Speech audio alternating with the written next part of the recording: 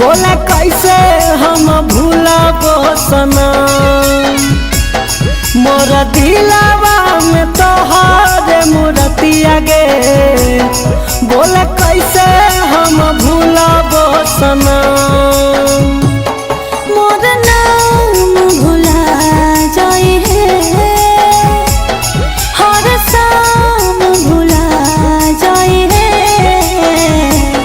तोर सोनावा के जैसा न सूरतिया गे। बोला कैसे हम भूलाबो सनम मोरा दिलवा में तोहरे मूर्तिया गे।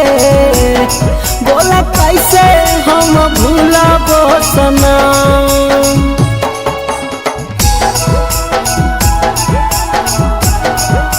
बोला कैसे हम भूलाबो सनम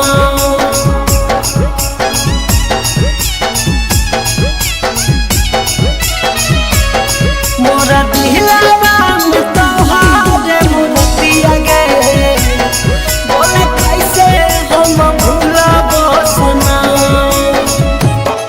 और दूर हो गया कि जरूरी हालो रे तोर से जुदाई मजबूरी हालो रे मजबूरी हालो रे। हगे दर्द दिली गे हम सह लियो गम के दरिया में रोज बह लियो। ये कहानी तो भुला जाई है बेईमानी तो भुला जाई है तोर सोनावा के जैसा न सूरतिया गे। बोला कैसे हम भूलाबो सनम मोर दिलवा में तोहरे मूर्तिया गे। बोला कैसे हम भूलाबो सनम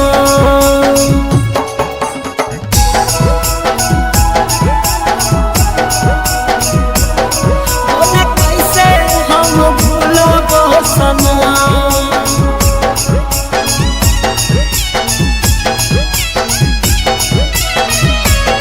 मोर दिलवा में तोहरे मूर्तिया गे। बोला कैसे हम भूलाबो सनम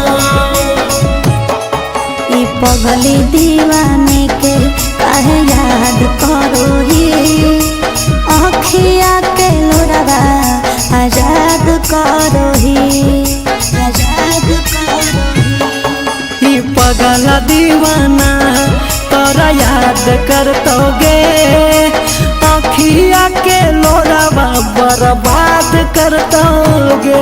हर कसम के भुला जाई है हर जख्म के भुला जाई है तोर सोनावा के जैसा न सूरतिया गे।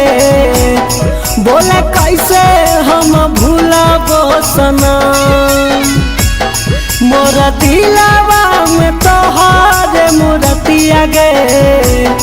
बोला कैसे